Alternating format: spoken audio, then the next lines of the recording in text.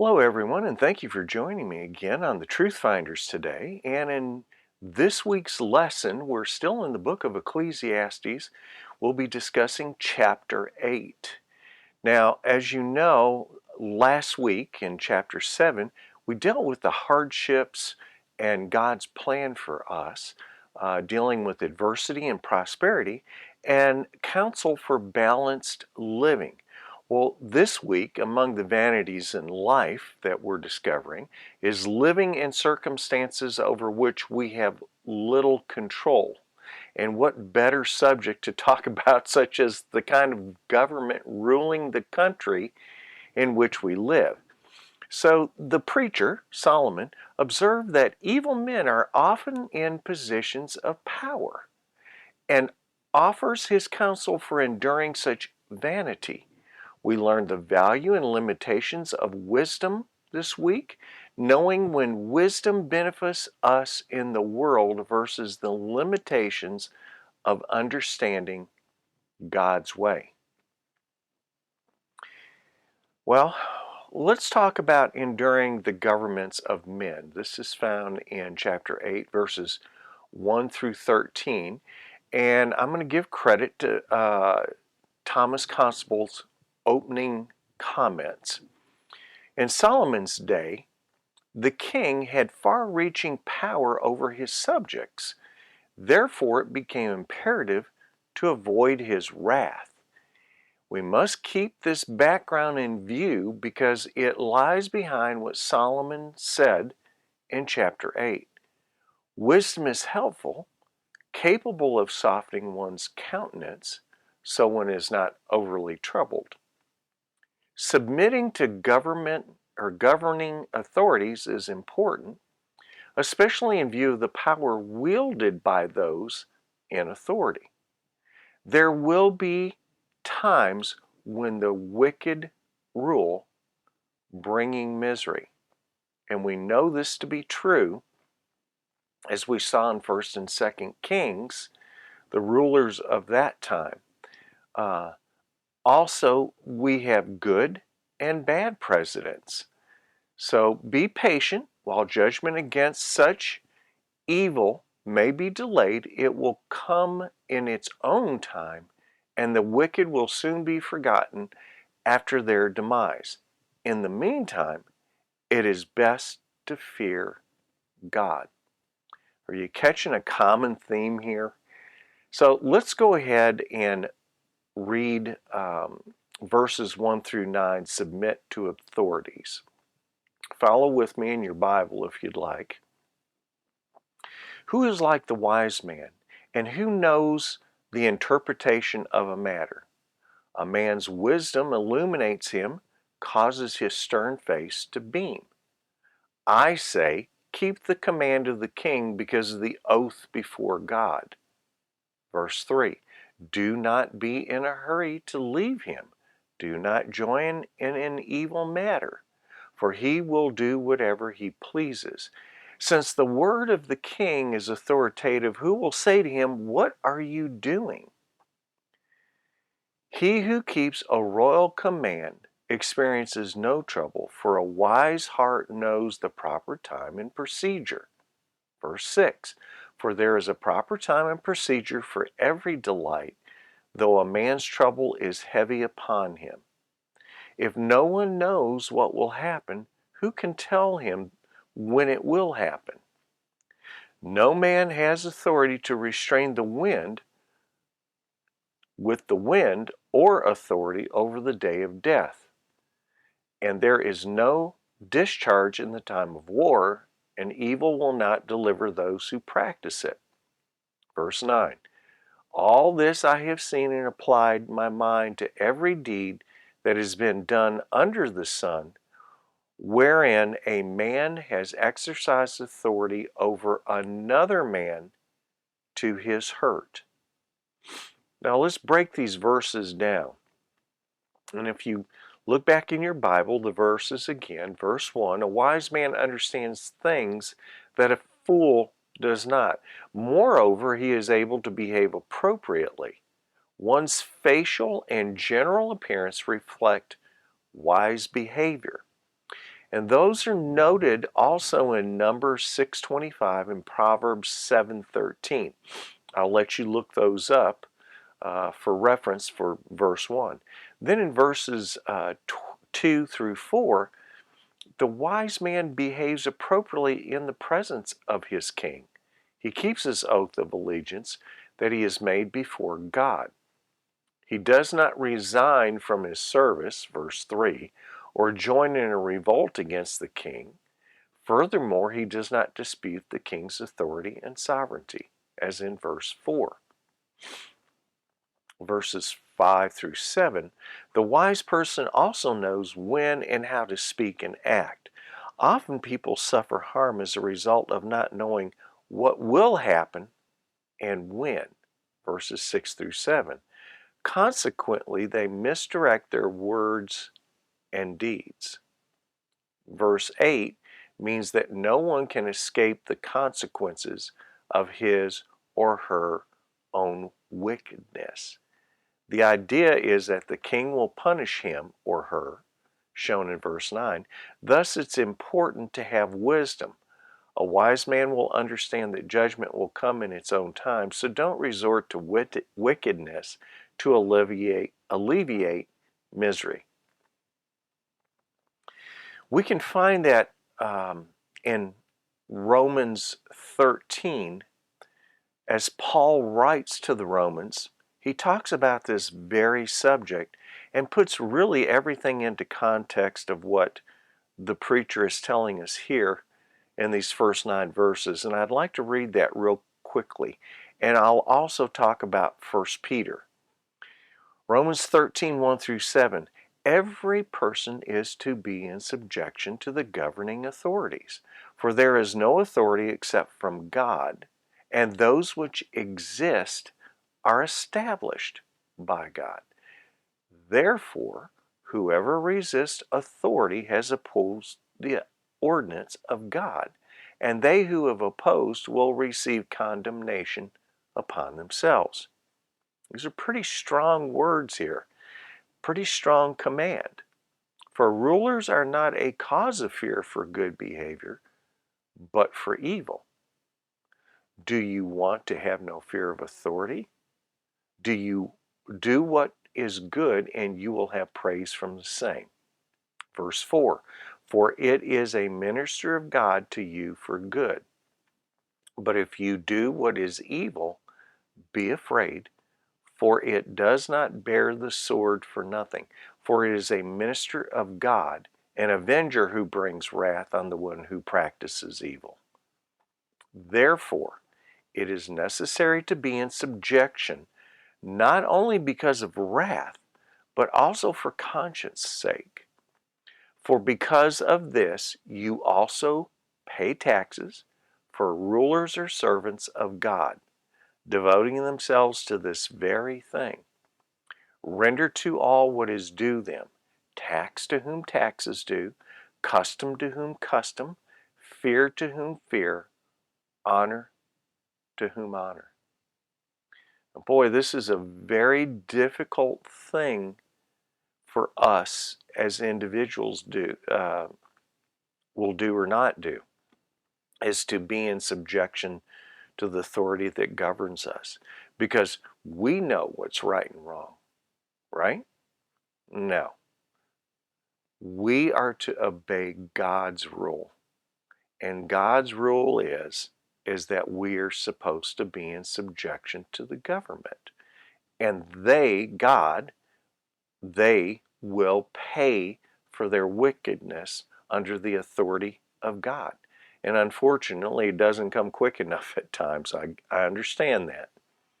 So let's talk about 1 Peter 2:11 through 17. Talks about the very same subject. Beloved, I urge you as aliens and strangers to abstain from fleshly lusts which wage war against the soul. Keep your behavior excellent among the Gentiles, so that in the thing in which they slander you as evildoers, they may, because of your good deeds as they observe them, glorify God in the day of visitation. Verse 13. Submit yourselves for the Lord's sake to every human institution, whether to a king as to the one in authority, or to governors as sent by him, for the punishment of evildoers and the praise of those who do right. For such is the will of God, that by doing right you may silence the ignorance of foolish men. Act as free men, and do not use your freedom as covering for evil, but use it as bondslaves of God. Honor all people, love the brotherhood, fear God, honor the king. Now, yes, I know this applied 2,000 years ago during the Roman occupation of the Jewish lands. I understand that. But that same principle applies to us today in this country or in the world or whoever, we're supposed to be in subjection. And this is also telling us to do good, not to continue in a sinful way, but to do good. All right, let's look at verses 10 through 13. Anticipate wicked rulers. So here's a good context for what we're talking about. Let's start in verse 10. So then, I have seen the wicked buried, for those who used to go in and out from the holy place, and they are soon forgotten in the city where they did thus. This too is futility, because the sentence against an evil deed is not executed quickly. Therefore, the sons of the hearts of men among them are given fully to do evil. Although a sinner does evil 100 times and may lengthen his life, still I know that it will be well for those who fear God, who fear him openly. But it will not be well for the evil man, and he will not lengthen his days like a shadow, because he does not fear God. So we have this balance of power and what we're to do with it. Well, we're to glorify the Lord through our actions and what we do, right? So let's break these verses down. Verse 10, there's two apparent inequities in verse 10. First, the wicked get an honorable burial. Second, people soon forget the godly. Well, verses 11 through 13, we want punishment to happen right now, right? That's how we feel, the knee-jerk reaction or our own righteousness. But we know the ultimate punishment and judgment comes from above. And He, God, decides when that is without our input. These verses provide instances of exceptions to the retribution doctrine. Divine retribution is defined as punishment from God. In other words, the principle of retribution holds that in this world, good people are blessed while the wicked are punished. And that's a reference from Menendez 2013, 37. Or the concept of retribution means roughly that people ought to get what they deserve. Well, our purpose in this should be to fear God openly so that others may see the wicked man will not lengthen his life by not fearing God. So we have a choice here. Fear God, fear the ruler over us, or look for our own divine retribution. And what are we going to choose? Well, let's go to verses 14 through 18. Enduring the vanity in life. Another vanity is how the righteous sometimes suffer while the wicked prosper. The preacher reiterates his conclusion that it is best to seek to enjoy what good God gives in one's labor under the sun, even the wisest man is unable to discern all that God is doing, no matter how hard he tries. A lesson similar to the one taught in the book of Job. So let's read verses 14 through 17 together here. Verse 14 is, "There is futility which is done on the earth, that is, there are righteous men to whom it happens according to the deeds of the wicked. I say that this too is futility. So I commended pleasure, for there is nothing good for a man under the sun except to eat and to drink and to be merry, and this will stand by him in his toils throughout the days of his life, which God has given him under the sun. When I gave my heart to know wisdom and to see the task which has been done on the earth, even though one should never sleep day or night, and I saw every work of God, I concluded that man cannot discover the work which has been done under the sun.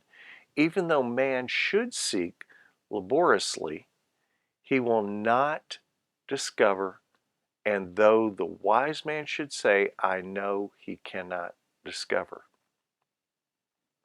Well, verse 14 is telling us here again is a contrast between those who are righteous and those who are wicked. I'm going to reread that verse. "There is futility which is done on the earth. That is, there are righteous men to whom it happens according to the deeds of the wicked. On the other hand, there are evil men to whom it happens according to the deeds of the righteous. I say that this too is futility." Well, in verse 15, in view of these contradictions, Solomon again recommended the enjoyment of life, not in a pleasure-mad way, but in the sense of enjoying the fruits of one's labor. This joy will make labor more enjoyable, and we should receive each day's joys as God's good gifts and rejoice in them. Verse 16 and 17, Solomon meant that even the wisest, most energetic person could not fully understand God's ways. This is a point he made since chapter 6, verse 10. But we are finite beings, and God is infinite in his ways and existence. To try and understand him is futile. There are none wise enough to understand. So let's apply this and make a conclusion out of it. So here, the preacher is telling us that we are to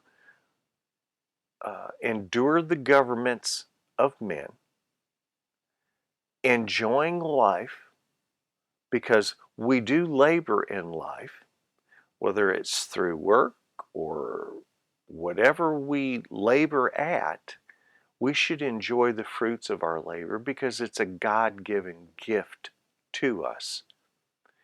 And God has placed rulers or presidents or government or whatever you want to call it in our lives to rule and govern over us. Now, I understand. Most of you may think, well, I vote them in office. Well, yes, you do.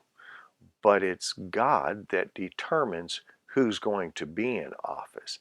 And you say, well, why should I even go out and vote? Well, because you're voting your conscience. And we were given the opportunity and the right to choose our leaders.